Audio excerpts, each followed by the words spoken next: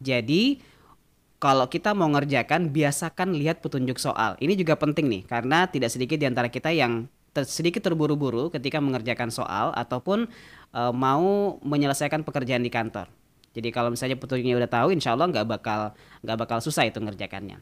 Pertama ini ada petunjuk ini SUP, nanti baris kedua ini NOR, gitu kan? Kemudian baris ketiga SLP, NOR, SUP dan seterusnya. Pokoknya semua huruf ketiga dari awal deh. Itu nanti akan menjadi acuan kita untuk bisa menampilkan jawaban pada kolom kelas. Sampai di sini bisa dipahami untuk petunjuk soalnya. Nah, sekarang kita tinggal sesuaikan saja dengan posisi yang akan kita sesuaikan nanti. Di sini kan saya sudah jelaskan tadi ya. Pertama ada left itu kiri, right itu kanan, mid itu tengah, ya kan? Nah, kalau mengacu pada petunjuk kolom kelas itu dia 3 huruf pertama, kira-kira menurut kalian untuk 3 huruf pertama ini cocoknya atau lebih tepatnya dia pakai left, pakai right atau pakai mid? Left, betul. Jadi karena letak dari kode yang mau kita ambil yang SUP ini letaknya di kiri, maka kita pakai rumus left. Ya, karena bahasa Inggris dari left dari kiri itu adalah left gitu. Kemudian kita klik teksnya. Teksnya itu adalah sel yang memuat keseluruhan dari kode yang menjadi acuan kita untuk memunculkan jawaban kelas gitu. Jadi kita klik aja. Lalu lanjut dengan titik koma atau koma tergantung tanda baca yang muncul di komputer kalian. Sesuaikan saja. Ada namanya numchars. Numchars itu adalah number karakter. Nomor karakter. Atau kalau misalnya kita mau definisikan secara sederhana, ada berapa karakter gitu. Kode yang mau kita ambil di sebelah kiri. Nah, kayak gitu maksudnya. Tadi petunjuk soalnya kan dia mengacu pada 3 huruf pertama. Nah, berarti numcharsnya adalah 3. Bisa dipahami sampai di sini? Sampai di sini kita boleh langsung enter saja. Atau boleh tutup kurung dulu deh. Kalau memang kalian nggak terbiasa dengan automatic tutup kurung, boleh tutup kurung aja, kemudian enter. Nah, ini akan muncul jawabannya SUP. Jadi kita klik tahan, lalu geser ke bawah. Atau mungkin kalian double klik gitu ya. Nah, ini juga benar. Tapi ada alternatif bagaimana caranya agar ketika di enter itu, semua jawaban lainnya akan langsung muncul sekaligus gitu, tanpa perlu kita duplikasi lagi. Caranya adalah di bagian teks tadi, yang ini.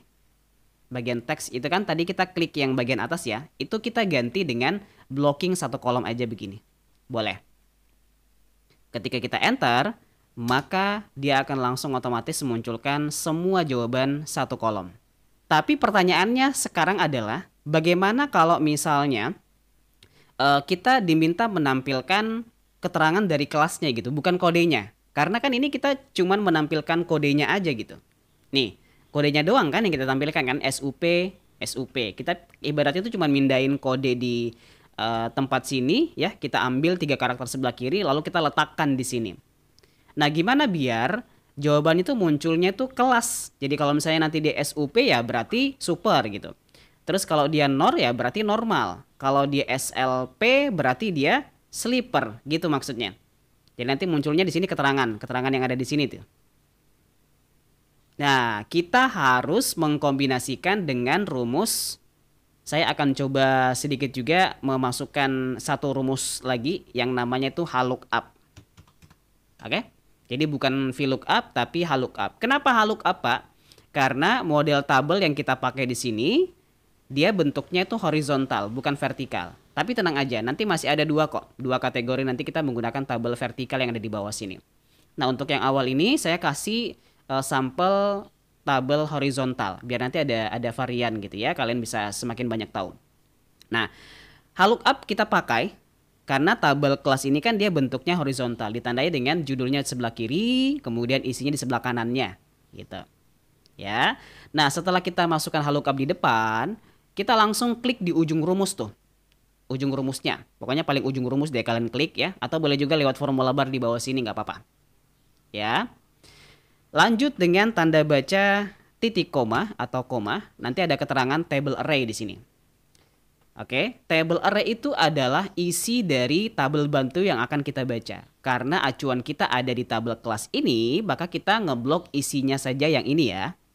Untuk judulnya nggak usah. Yang judul dari tabel ini ya, masing-masing baris nggak usah diblok. Kenapa Pak? Nanti kalian bakal tahu kok kalau sering-sering latihan. Karena ada banyak case itu di mana jebakan-jebakan itu biasanya ditempatkan di judul. Supaya nanti kalian nggak terjebak, saya lebih baik dari sekarang kasih tahu kalian untuk ngeblok isinya aja. Biar nanti nggak pusing gitu ya. Kenapa kok hasilnya error atau N per A gitu ya. Oke, kita kunci dengan menekan tombol F4 biar nanti area blocking kita nggak bergeser kemana-mana dari tabel referensi yang kita blocking ini. Lanjut dengan titik koma. Jadi ikuti yang muncul di sini ya. Ini kan ada petunjuk rumus tuh. Gampang banget sebenarnya. Kita tinggal ikuti aja. Yang penting kita paham masing-masing dari item petunjuk rumus yang ditampilkan. Berikutnya ada row index 6. Row index 6 itu adalah baris keberapa. Row itu kan baris gitu kan. Index number itu ada pada baris keberapa gitu. Jadi untuk di tabel kelas ini kita tinggal hitung. Karena dia cuma 2 baris dan yang ditanyakan ini adalah kelas ya. Berarti kita hitung tuh untuk baris kelas itu di baris posisi berapa. Kode baris pertama, kelas baris ke-2. Betul Kak Raih. 2. Titik koma lagi, nanti akan ada muncul range lookup. Range lookup itu adalah model ketepatan data yang mau kita pakai. Ada 2 macam. Ada yang true, ada yang false. Kalau true itu nanti kita pakai apabila tabel referensi kita itu modelnya rentang. Kalau false kita pakai apabila model tabelnya itu bernilai eksak atau bernilai data pasti. Dan itu harus sama persis gitu ya.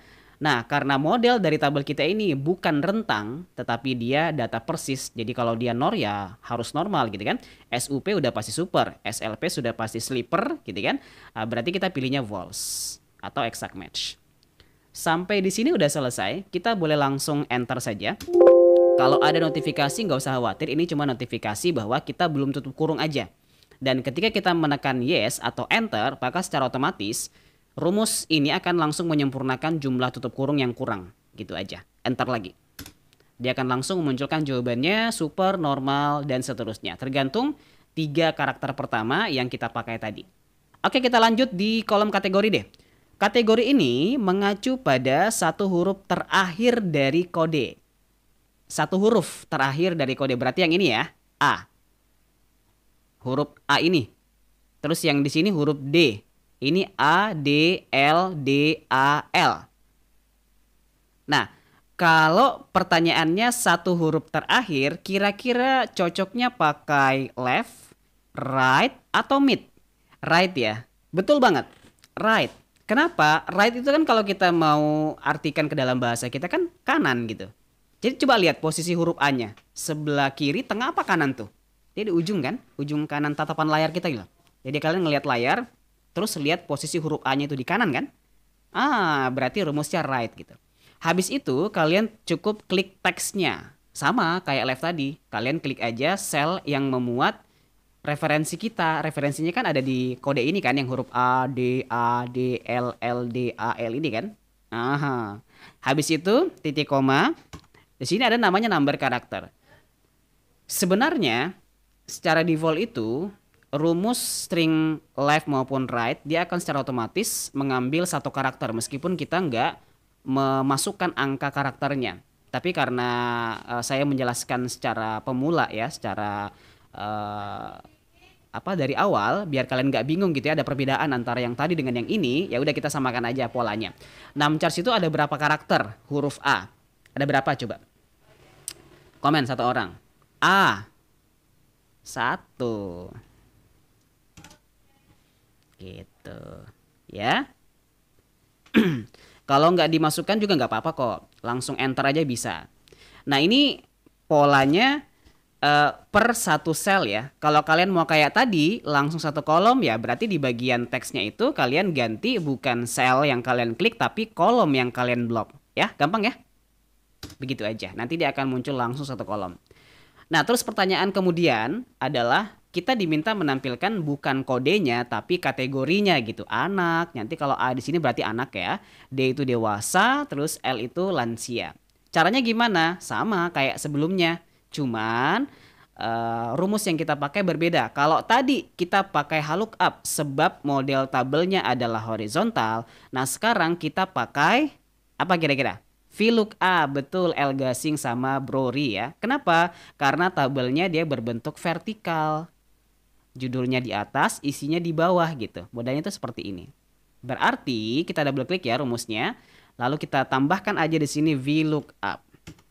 Aktifkan. Saya lanjut di sini aja deh ya, di formula bar. Biar nggak ketutup gitu. Setelah kita aktifkan rumus VLOOKUP dan kita langsung klik di ujung rumus, tinggal kita sambung dengan tanda baca titik koma, lalu nanti akan muncul petunjuknya. Ada namanya table array.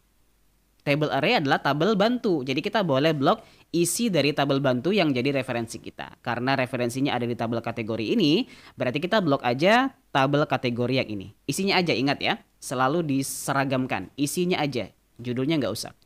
Blok kunci dengan menekan tombol F4 atau Fn F4 kalau misalnya F4 tunggalnya nggak bisa gitu ya untuk mengunci. Nah, habis itu kita lanjut dengan titik koma, call index num ada pada kolom keberapakah? Kategori. Karena kan yang ditanya kategori gitu kan. Nah, tinggal hitung. Tadi kita mulai ngebloknya dari kolom kode gitu kan. Nah, kode adalah kolom pertama, kategori adalah kolom ke. Cakep, Elgasing sama Brori 2. Titik koma, range lookup-nya, kira-kira kalau model tabelnya begini, ini kita pakai true atau false guys? Coba kalian komen dong. Menurut kalian, kalau dia model tabelnya seperti ini, ya, kode A anak, D dewasa, L lansia, cocoknya pakai true atau false? Ada yang bilang true, ada yang bilang false, 0, false, true, false, true. Oke, saya tengahi ya. Meskipun dalam beberapa kondisi true juga dibenarkan penggunaannya, tetapi untuk menyeragamkan agar tidak ada kebingungan di antara para pembelajar, mereka yang belajar gitu kan, kalian harus bisa menentukan kapan pakai true, kapan pakai false. Singkatnya adalah kita hanya menggunakan true apabila kita ketemu dengan model tabel yang berupa rentang. Tahu rentang ya? Rentang itu kayak misalnya nilai 1 sampai 10 itu dapatnya E. Nilai 11 sampai 30 dapatnya D. Nilai 40 sampai 70 dapatnya C dan seterusnya ke atas. Itu kan rentang ya. Tapi kalau model seperti ini, kodenya A udah pasti anak gitu kan, nggak mungkin dewasa, nggak mungkin lansia, ya kan? Kodenya D, dewasa pasti, nggak mungkin D itu anak, nggak mungkin D itu lansia kan begitu ya. L itu udah pasti juga lansia. Kalau datanya udah pasti kayak gini ya, nggak boleh tertukar-tukar, kita wajib pakai false atau 0. Jadi jangan sampai ketukar lagi ya. Setelah itu kita enter saja, nanti dia akan langsung memunculkan keseluruhan jawabannya satu kolom itu. Oke, kita lanjut lagi deh. Fasilitas, perhatikan petunjuknya. Fasilitas ini mengacu pada karakter ke-4 sampai 6. Perhatikan, karakter yang ini maksudnya ya, kode. Jadi yang jadi acuan kita sekarang adalah angka ini 123. Kenapa 123 125 ya kalau baris pertama ini. Kenapa 125? Ya karena karakter 4, 5, 6 ada berapa tuh? Coba kalian hitung pakai jari. 4, 5, 6. Ada 3 kan? Berarti 125 gitu maksudnya. Ya, oke, cakep. Nah, ketika kita sudah tahu bahwa yang kita mau ambil acuannya adalah 125, yang tepat rumusnya apa nih? Left, right, atau mid? Mid, Kak Dimas, betul. Berikutnya, kita masukkan teksnya. Biar nanti langsung muncul jawabannya satu kolom, kita blok langsung satu kolom aja ya. Biar nanti nggak usah lagi pakai drag and drop. Ini boleh langsung satu kolom seperti ini. Titik koma, star 6. Star 6 itu, atau di atas sini aja deh, biar kelihatan ya. Nah, oke. Saya klik di atas biar kelihatan nih. Jadi kalian fokus di formula bar aja. Star 6 itu adalah nomor pertama atau hitungan pertama dari kodenya. Dari kode 125. Itu ada pada hitungan keberapa tuh? Dari awal. Coba kalian hitung. 4. Coba saya hitung ya. S hitungan pertama, kemudian U hitungan kedua, P hitungan ketiga, kemudian 1 hitungan ke-4. Kenapa berhenti di 1 Pak? Ya angka 1 ini kan adalah karakter pertamanya. Nah itulah yang disebut dengan star 6. Nomor awal. dari kode yang mau kita ambil. Setelah itu kita lanjut titik koma, ada namanya numchars. Numchars sama kayak tadi, pada saat kita pakai left sama right ya. Ada berapa karakter sih angka 125 itu? 3. Cakep semuanya ya. Nah, sampai di sini kita udah berhasil nih pakai rumus Smith-nya dan kita akan mengambil 3 karakter di tengah. Tuh, langsung muncul semuanya ya, sesuai dengan karakter yang ada di masing-masing selnya. Nah, pertanyaan selanjutnya adalah gimana biar kita bisa munculkan fasilitasnya. Karena kan yang ditanyakan bukan kode kan, tapi fasilitas. Karena kita pengen ngambil yang fasilitas, ini kan dia modelnya tabel vertikal ya. Berarti kita sambung dengan rumus VLOOKUP. Bisa ya? Salah ya, kita ke ujung, kemudian sambung dengan titik koma, lalu ada namanya table array. Table array, sini aja. Table array itu adalah isi dari tabel bantu ya. Gampang nih, kita blok aja. Kita kunci dengan F4, titik koma lagi. Lalu call index 6, ada pada kolom keberapa nih? Fasilitas. Kode kolom pertama, fasilitas kolom kedua. Titik koma lagi, lalu range lookup-nya adalah, coba komen lagi. Mudah-mudahan sudah tidak ada lagi yang salah ya. Kalau tabel fasilitasnya kayak gini ya, kode 123 non AC, ini AC, ini kamar, pakai true or false. 0, 0, false, true, 0, 0. Masih ada yang jawab true ya. Berarti saya masih tergolong gagal ya memberikan penjelasan. Jawaban yang benar adalah false. Jadi ingat, seragamkan bahwa true itu nanti hanya kita pakai apabila model tabelnya itu dia berupa rentang, interval gitu. Jadi kayak misalnya 1 sampai 10 nanti dapatnya E, 11 sampai 30 dapatnya D, dan seterusnya. Kalau dia udah pasti kayak gini datanya ya, kodenya 123 itu non AC, 124 itu AC, 125 itu kamar, ya udah harus pakai false ya.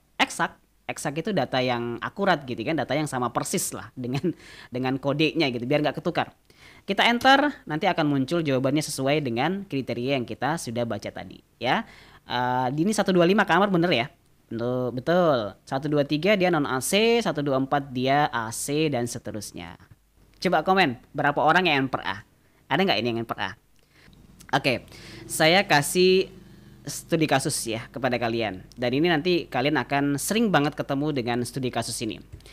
Perhatikan ya. Kenapa jawaban saya langsung benar?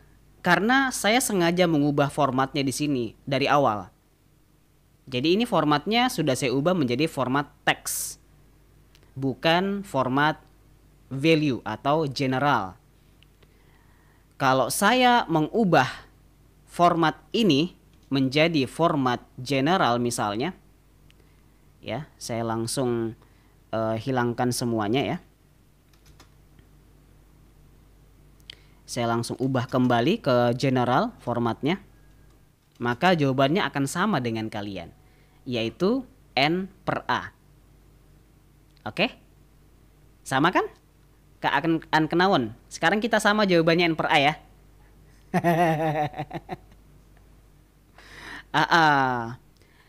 Kenapa N per A? Karena yang kita baca di sini referensinya itu adalah value. Sementara saya sudah jelaskan di awal tadi, string ini hanya bisa ngebaca teks gitu. Jadi kayak string left, string mid, string right, itu kita hanya bisa ngebaca teks aja formatnya. Kalau formatnya udah berubah, bukan lagi teks, apakah dia value ya atau dia general, maka nanti dia akan N per A atau not available, tidak ditemukan, nggak ada kesamaan data di situ. Artinya rumus ini menganggap bahwa yang kita baca di bawah sini itu formatnya nggak sesuai dengan yang kita letakkan di kode. Jadi di kode ini otomatis sudah menjadi teks ya. Kenapa? Karena dia tergabung dengan huruf. Meskipun dia yang kita ambil cuman angkanya doang, 125 doang yang kita ambil kan. Tapi dia terbaca sebagai teks semuanya. Statusnya udah berubah, bukan lagi nilai atau bukan lagi angka. Tapi dia sudah berubah status menjadi teks karena tergabung dengan huruf-huruf lainnya. Maka dari itu ketika kita baca ya, kita sandingkan dengan di bawah. Yang di bawah ini kan dia value ya atau nilai. Kenapa? Karena dia berdiri sendiri. Tidak ada gabungan dengan karakter berupa huruf lainnya. Sehingga secara otomatis sistem Excel akan ngebaca bahwa sel ini yang 123 sampai 125 adalah format value atau format angka. Nggak cocok jadinya kan? Di sini teks, di sini value. Nggak sama, akhirnya yang muncul adalah N per A. Nah, biar nanti jawabannya nggak N per A, Pak, gimana caranya? Satu, bisa dengan manual. Mengubah di sini tambahkan tanda aksen di depan angka, boleh. Tapi ini agak capek ya. Kalau kodenya banyak nanti kalian capek satu-satu. Masukkan aksen-aksen kayak begini. Ini langsung otomatis berubah dia. Tapi saya nggak rekomen pakai cara ini karena merepotkan kalian. Saya lebih rekomendasi kalian pakai tambahan rumus aja di dalam. Perhatikan ya. Saya klik di sini setelah VLOOKUP ya. Perhatikan di formula bar ya di sini ya guys ya. Kalau di sini nggak kelihatan nih karena terpotong. Atau saya tampilkan juga di sini, terus saya tampilkan juga di sini ya. Oke, dua-duanya deh. Kalian coba klik di buka kurung setelah VLOOKUP, lalu tambahkan dengan rumus value. Tulisannya itu value. Aktifkan. Dengan menekan tombol tab ya, biar rumus value-nya itu aktif juga gitu, bekerja. Kenapa rumus value kita pakai? Karena kita pengen ngonversi nih format yang teks tadi kita ubah menjadi value juga, sehingga nanti formatnya bakal sama antara yang kita jadikan sebagai acuan di kode dengan yang kita baca di tabel fasilitasnya, kode yang ada di sini. Jadi dia sinkron. Ya, sehingga nanti jawabannya bisa cocok gitu. Ya ibaratnya kalau nggak cocok nggak bakal bisa nyatu gitu kan. Nah, biar dia nyatu ya kita cocokkan dulu dengan formatnya. Kira-kira sampai di sini udah paham? Tapi belum selesai sampai di sini. Ada satu lagi yang kalian harus input dan tidak boleh salah tempat, yaitu di bagian balas kurungnya. Karena kita menambah satu rumus, otomatis untuk bisa menutup kurung atau menyempurnakan rumus itu, kita harus berikan tutup kurung dulu kan pada rumus tersebut. Tapi letak tutup kurungnya agak sedikit menyulitkan pemahaman kalian kalau kalian belum memahami dengan baik gitu penempatan dari rumus. Bukan di ujung sini. Ini kan kalau kita menambah satu rumus otomatis nanti tutup kurungnya nambah satu juga kan? Ya, menyesuaikan dengan jumlah buka kurung yang kita buka kan? Kan konsep dasarnya begitu. Berapa buka kurung yang kita pakai, segitulah tutup kurung yang kita input kan begitu ya? Pola dasarnya. Tapi hati-hati kalau misalnya kalian tambahkan value di tengah, ya, maka kita nggak boleh menyempurnakan tutup kurungnya di ujung. Salah. Salah tetap jawabannya. Ketika saya enter, error dia. Nih, error. Kenapa? Karena penempatan tutup kurungnya nggak sesuai dengan penempatan rumus baru yang kita input. Sehingga kita harus lebih teliti melihat posisi dari rumusnya. Wah, hilang. Melihat posisi dari rumusnya tadi. Nah, perhatikan. Di ujung sini, ini saya hapus dulu ya. Di ujung ini, ya, tutup kurung di ujung ini untuk VLOOKUP. Oke? Bisa dipahami? Tutup kurung yang warna apa ini? Warna janda ini apa ini? Ungu. Ini untuk mid. Ya. Sementara untuk value karena dia kita baru tambah lagi value, berarti kita tambahkan di setelah mid atau sebelum mid juga nggak apa-apa. Mau di sini boleh juga sih sebenarnya ya. Mau di depannya mid atau setelahnya mid gak apa-apa juga. Yang penting di sini deh bergandengan gitu ya. Karena value dengan mid juga bergandengan rumusnya. Jadi kita bisa masukkan di situ untuk bisa menyempurnakan otomisasi dari rumusnya. Ya, yang ini nggak usah diganggu di ujungnya karena emang tutup kurung ini hanya untuk rumus VLOOKUP-nya, menyempurnakan rumus VLOOKUP. Sampai di sini, kira-kira sudah bisa dipahami? Jawabannya akan muncul tanpa perlu kita ubah-ubah secara manual tadi format dari value-nya menjadi teks ya. Dia sudah berubah menjadi teks dengan sendirinya ketika ketika dia sudah berubah menjadi value ya. Jadi kita mengubah value biar nanti sesuai dengan model yang di sini.